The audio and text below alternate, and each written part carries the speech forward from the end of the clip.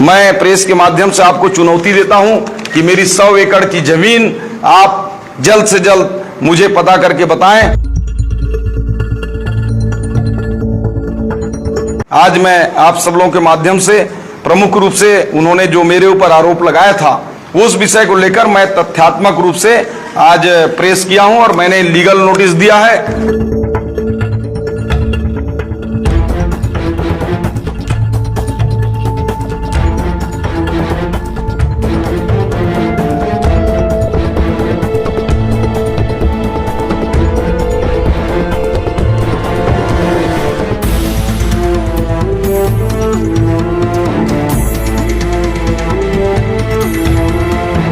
थाने में FIR किया हूं।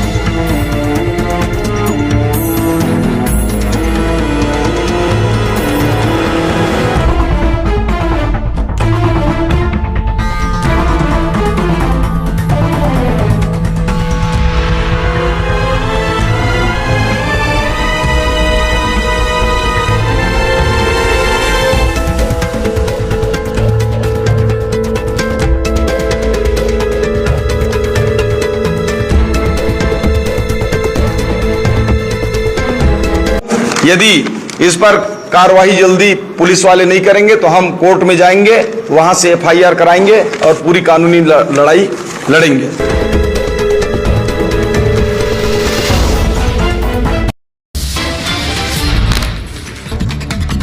अभी हम भाजपा कार्यालय में हैं।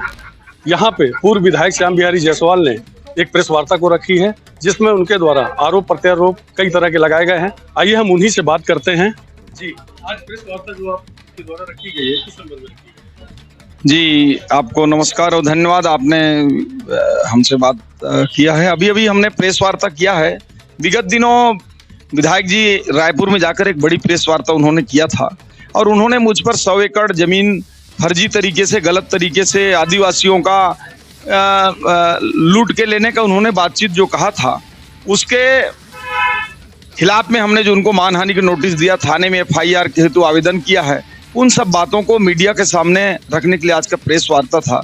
हकीकत ये है कि विधायक जी अपनी घटती हुई लोकप्रियता, समाप्त हुई जमीन को ढूंढने के लिए इस प्रकार का अनर्गल आरोप लगा रहे हैं और पिछले चुनाव में जिस प्रकार उन्होंने पैर में पट्टी बांधकर झूठा आरोप लगाया कि भारतीय जनता पार्टी के लोगों ने पैर तोड़ दिया, फ्रैक्चर हो गया, आज विधायक बनने के बाद 4.5 साल में वो कार्रवाई नहीं करा पाए, आरोपियों को नहीं ढूंढ पाए, ये फिर से उसी रास्ते पर दूसरे के ऊपर कीचड़ फेंककर अपनी राजनीति को चमकाना चाहते हैं। केवल और केवल विधायक जी का ये झूठा और मेरी राजनीतिक हत्या करने का एक षड्यंत्र था और उस पर वो नाकामयाब रहे। आपके द्वारा अभी विगत दिनों रोड को भी लेकर चक्का जाम किया गया था, रैली निकाली गई थी। निश्चित रूप से मैं उसी में आ रहा था कि ये प्रेस कॉन्फ्रेंस उनका केवल और केवल मेरी छवि को धूमिल करने के साथ उनके भाई के द्वारा जो सड़क बनाया गया था, जिसमें सड़क बनी नहीं और बड़ी राशि 18 लाख रुपए राशि निकल गया था। साल भर बाद जब भारतीय जनता पार्टी के लोगों ने उस बात को लेकर उसकी शिकायत की, कार्यक्रम जो सड़क नहीं बना था उस स्थल पर गया और रातों रात प्रशासन और इनके इशारे पर सड़क फिर से 1 साल बाद पैसा निकालने के बाद बन रहा था। उसका विरोध करने पर इन्होंने एक प्रतिशोध के रूप में उस घटना को दबाने के लिए एक बड़ा भ्रष्टाचार को जनता के सामने आने से रोकने के लिए उन्होंने प्रेस कॉन्फ्रेंस किया था। उसकी सच्चाई खुल चुकी है, उसी बात को आज बताने के लिए ये प्रेस कॉन्फ्रेंस था। प्रभारी मंत्री के नाम से 25-25 हजार रुपए निकालने की बात सामने आ रही। देखिए, यहाँ तो अंधेर नगरी, चौपट राजा, टके शेर भाजी, टके शेर खाजा चल रहा है। यहाँ इस क्षेत्र में पूरी तरह से भ्रष्टाचार किन किन स्रोतों से, किन किन स्तर से होकर गुजर रहा है, ये मुझे देखकर, सोचकर एक क्षेत्र के लिए बड़ी चिंता और पीड़ा हो रही है कि ऐसे लोगों को एक परिवार में 7 लोगों को स्वेच्छादान, 8 लोगों को स्वेच्छादान 2 लाख रुपए की दे दी जा रही है। कई जनचर्चा मार्केट में लोगों ने चालू कर दिया है। कई लोगों का कहना है कि ये पैसा वापस लिया जाएगा, कई लोगों का कहना है कि कई कार्यक्रम के एवज में जो खर्च हुए हैं उसमें समायोजन होगा। इस प्रकार से जो जरूरतमंद लोग नहीं है, एक ही परिवार के 7 लोग, 8 लोगों का जो चेक बनाना, उसमें कई परिवार के लोगों का कहना है कि हमने तो आवेदन ही नहीं किया था, हमको जरूरत नहीं है।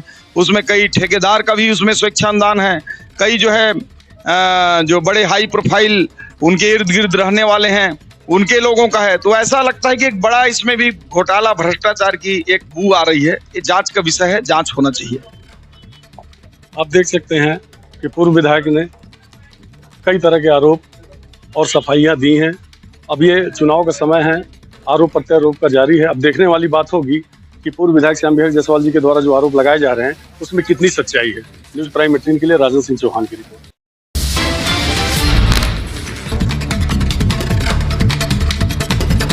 Legal team, Bharatiya Janata party के जिला के पदाधिकारी, चिरमिरी मंडल के सभी पदाधिकारीगण, कार्यकर्ता बंधु, माताएं बहनें यहाँ उपस्थित है।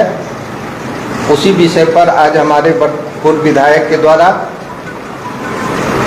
प्रेस कॉन्फ्रेंस किया जा रहा है और आगे की कार्रवाई के लिए मैं अपने पूर्व विधायक जी को से निवेदन करूंगा कि विषय पर प्रकाश डालें। नमस्कार सभी को। आज भारतीय जनता पार्टी चिरमिरी मंडल के इस कार्यालय में प्रेस कॉन्फ्रेंस का आयोजन किया गया है। इस प्रेस कॉन्फ्रेंस में आए हुए सभी हमारे इलेक्ट्रॉनिक, प्रिंट, सोशल मीडिया के सभी साथियों का हार्दिक अभिनंदन है। साथ ही आज के इस प्रेस कॉन्फ्रेंस में हमारे लीगल टीम के सभी मेंबर, आदरणीय राम नरेश राय जी, आदरणीय पतिराज सिंह जी, आदरणीय धनंजय पांडे जी, आदरणीय अरुणोदय पांडे जी, साथ ही हमारे भारतीय जनता पार्टी के इस मंडल के अध्यक्ष आदरणीय रघुनंदन यादव जी, जिले के महामंत्री भाई राम लखन सिंह जी, हमारे युवा नेता भाई मनोज जैन जी, अभय जायसवाल जी, और साथ ही हमारे वरिष्ठ नेता भगवान परेडा जी, तहसीलदार यादव जी, गोमती द्विवेदी जी और धर्मेंद्र त्रिपाठी जी, हमारी बहनें वरिष्ठ नेत्री प्रतिमा बड़ात्या जी और गंगा सक्सेना जी, साथ ही उपस्थित सभी हमारे भारतीय जनता पार्टी कार्यकर्ताओं, मीडिया, सोशल मीडिया और इलेक्ट्रॉनिक एवं प्रिंट मीडिया के सभी साथियों का आज इस प्रेस कॉन्फ्रेंस में हार्दिक अभिनंदन और स्वागत करता हूं। आज के प्रेस वार्ता एक महत्वपूर्ण विषय को लेकर आयोजित की गई है। अभी अभी इसी सप्ताह हमारे क्षेत्र के विधायक डॉक्टर विनय जायसवाल जी ने एक बड़ी प्रेस वार्ता यहां से सैकड़ों किलोमीटर दूर राज्य की राजधानी रायपुर में उन्होंने किया। और इस प्रेस वार्ता में उन्होंने जिस प्रकार का मुझ पर आरोप लगाया, बिना किसी तथ्यों को रखकर, और उन सभी बातों को लेकर जनता के दिमाग में उन्होंने जिस प्रकार का बात रखने का प्रयास किया, सस्ती लोकप्रियता पाने के लिए उन्होंने जिस प्रकार की ओछी बातें कही, उन सब बातों का खुलासा करने के लिए आज का प्रेस वार्ता आयोजित किया गया है।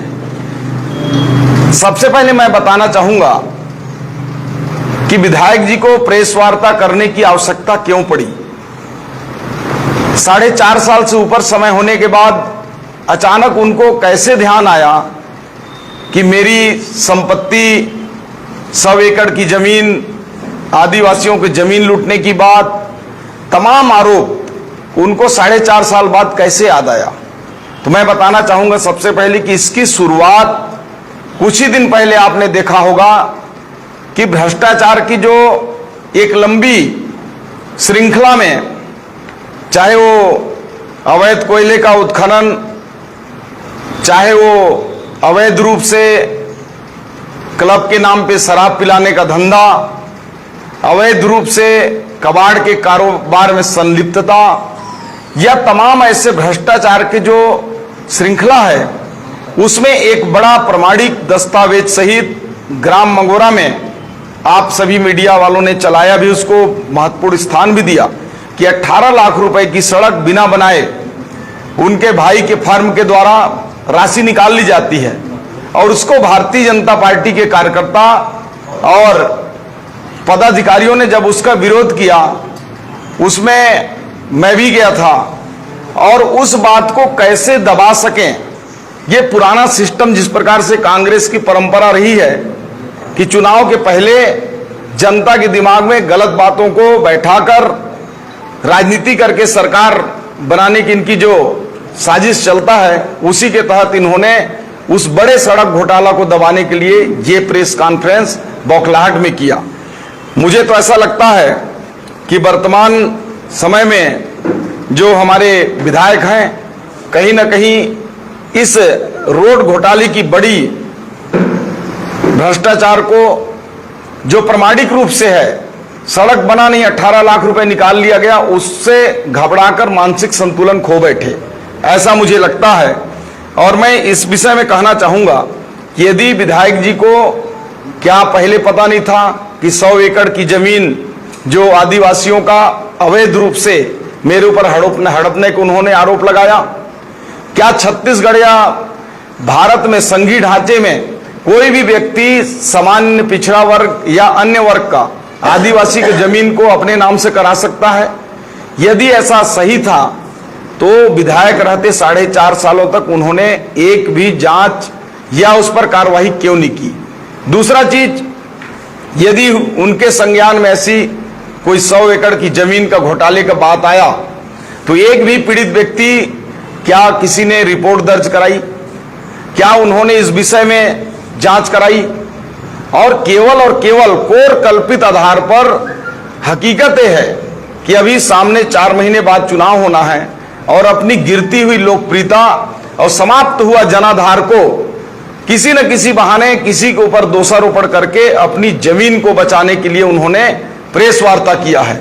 हकीकत यह है कि आज विधायक जी का पूरे 4.5 सालों तक मननगढ़ विधानसभा में केवल और केवल एक भ्रष्ट विधायक के रूप में छवि है और ये किसी से छुपा हुआ नहीं है। एक एक बच्चा जानता है क्षेत्र का कि भ्रष्टाचारी कौन है, किसने आदिवासियों की जमीन हड़पा, किसने अपना पहचान छुपाकर नकाब पहनकर लोगों के धूल झोंक कर अवैध रूप से कारोबार करके आगे फला बढ़ा। उन्होंने कई ऐसे आरोप लगाए जो एक विधायक की गरिमा के खिलाफ होता है। मैं कहना चाहूंगा कि इस विषय में मैं बहुत आहत और क्षुब्ध हुआ हूं। इस घटना को लेकर कल मैंने मानहानि का नोटिस विधायक डॉक्टर विनय जायसवाल जी को मैंने दिया है। हमारे लीगल टीम के जो सदस्य हैं, हमारे एडवोकेट राम नरेश राय जी, इन्होंने कल उनको दिया है। आज हाँ, ये लीगल नोटिस हम लोगों ने दिया है और आज खड़गवां थाने में हमने उनके खिलाफ FIR पंजीबद्ध कराने हेतु आवेदन दिया है। पुलिस ने उसकी नकल हमें प्रदान की है। तो इस घटना को लेकर हम कोर्ट में भी जाने के लिए तैयार हैं। मैं आप लोगों के माध्यम से विधायक जी से पूछना चाहता हूं कि इस 4 सालों तक कांग्रेस की सरकार है, 4.5 साल हो गए, सत्ताधारी विधायक हैं, क्या इनकी बात सरकार में बैठे लोग, प्रशासन में बैठे लोग क्या नहीं सुनते हैं? क्या उनको क्षेत्र के मीडिया के ऊपर भरोसा नहीं है कि इन्होंने रायपुर जाकर प्रेस वार्ता किया? क्या उनको इस बात का डर है कि आने वाले चुनाव में उनका जनाधार समाप्त हो चुका है? जिस प्रकार पिछले बार इन्होंने एक बड़ा आरोप लगाकर, आपने देखा होगा कि चुनाव के 1 सप्ताह पहले इन्होंने चारों तरफ मीडिया में बात चलवाया, पुलिस में शिकायतें की कि इनके ऊपर भारतीय जनता पार्टी के लोग हमला किए, इनका पैर फ्रैक्चर हो गया। ये आम जनता जानती है, आप सभी प्रेस मीडिया के दोस्त जानते होंगे। क्या ऐसा हो सकता है कि चुनाव के पहले किसी विधायक का पैर तोड़ दिया गया हो और 4.5 साल तक उन आरोपियों पर कार्रवाई नहीं हो? ये तो बड़ा बेतुका और चिंता भरा एक बात है। हकीकत यह है कि उनके ऊपर कोई हमला नहीं हुआ था। उन्होंने सहानुभूति लेने के लिए इस प्रकार का घटिया कृत्य करके पिछला चुनाव जीता, फिर अभी उसकी पुनरावृत्ति करना चाहते हैं, मेरी छवि को धूमिल करके मेरी राजनीतिक हत्या करना चाहते हैं। मैं आप लोगों के माध्यम से विधायक विनय डॉक्टर जायसवाल को ये कहना चाहूंगा कि आप अपनी गलती स्वीकार करते हुए सार्वजनिक रूप से यदि आप माफी मांग सकते हैं तो आप माफी मांगिए, अन्यथा इस बातों को सिद्ध करिए कि मेरी 100 एकड़ जमीन कहां कहां है, किन किन लोगों से मैंने जमीन को लूटा। यदि इस प्रकार का आपने एक और आरोप लगाया कि हमारे बाप दादा के पास कुछ नहीं था, हमने इतनी जमीन कहां से इकट्ठा किया, तो उसके लिए आर्थिक अन्वेषण ब्यूरो ईओडब्ल्यू और राज्य की जो संस्थाएं हैं जो आपराधिक क्राइम को देखते हैं उनके माध्यम से आप शिकायत करिए, जांच कराइए। पैसे कहां से आए उसके लिए इनकम टैक्स डिपार्टमेंट है, उसमें आप शिकायत करिए। आपको नहीं मालूम है तो मैं बता देता हूं। लेकिन इस प्रकार का आपने जो कृत्य किया, मेरे खड़गवां क्षेत्र में आपने जाकर वहां जूता पहनकर मेरे नाम से स्वाहा का हवन आपने किया, ये कहीं ना कहीं लोकतंत्र और एक विधायक की गरिमा को शर्मसार करता है। यदि आप में जरा सा भी थोड़ा सा भी एक विधायक के रूप में आप में शर्म बची हो तो आप नैतिकता के नाते इस्तीफा दे दीजिए। और मैं मीडिया के माध्यम से आपसे पूछना चाहता हूं कि मनेंद्रगढ़ में जो क्लब के नाम पे बार चलाया जा रहा था, क्या आपके परिवार के लोगों का नाम नहीं आया? आपने विधानसभा में जब क्षेत्र के भरतपुर के विधायक ने विधानसभा प्रश्न लगाया, आपने अपने ही कार्यकर्ता कांग्रेस का जो पदाधिकारी है उसको भाजपा कार्यकर्ता बताया। ये क्या लोग नहीं जानते हैं? इसके बाद भी विधानसभा में आश्वासन के बाद आज तक वो क्लब जो है शराब पिलाने का अड्डा बन के अवैध रूप से अभी भी चल रहा है, उस पर कोई कार्रवाई नहीं हुआ। मैं पूछना चाहता हूं शराब के बारे में ही कि बड़ा बाजार और गोदरीपारा की जो शराब दुकान है उसको किसने खोलवा रहा था? किसकी वो दुकान में शराब बेचवाने चाह रहे थे? बजरापोड़ी में किसके दुकान में शराब बेचवाना चाह रहे थे? वो तो महिला मोर्चा और हमारे बजरापोड़ी की महिलाओं ने एक बड़ा विरोध किया, तब जाके वो शराब का दुकान को रोका गया। एक जनता जानता है। आप क्षेत्र के विधायक हैं, इसका मतलब ऐसा नहीं कि खुलेआम आप छूट हो आपको लूटने का। सड़क बनाया नहीं जा रहा है, सड़क का पैसा 1 साल पहले निकाल लिया जा रहा है। उस पर यदि कोई आवाज उठाएगा तो उसके व्यक्तिगत चरित्र को धूमिल करने का आपने प्रयास किया है। और विधायक जी, आपने तो प्रेस के माध्यम से कहना चाहूंगा कि एक सीमा ही आपने समाप्त कर दिया। किसी भी व्यक्ति के व्यक्तिगत पारिवारिक बातों को लेकर, झूठे चीजों को लेकर आपने प्रेस किया है। मैं प्रेस के माध्यम से आपको चुनौती देता हूं कि मेरी 100 एकड़ की जमीन आप जल्द से जल्द मुझे पता करके बताएं। साथ ही साथ आप अपने सत्ता का दुरुपयोग करने का जो बार बार आप दुस्साहस कर रहे हैं, उसको लोकतंत्र है, जनता सब देख रही है, समझने का प्रयास करें। आज मैं आप सब लोगों के माध्यम से प्रमुख रूप से उन्होंने जो मेरे ऊपर आरोप लगाया था उस विषय को लेकर मैं तथ्यात्मक रूप से आज प्रेस किया हूं और मैंने लीगल नोटिस दिया है, थाने में FIR किया हूं। यदि इस पर कार्रवाई जल्दी पुलिस वाले नहीं करेंगे तो हम कोर्ट में जाएंगे, वहां से FIR कराएंगे और पूरी कानूनी लड़ाई लड़ेंगे। आज मुझे इस विषय में इतना ही कहना था। बहुत बहुत धन्यवाद।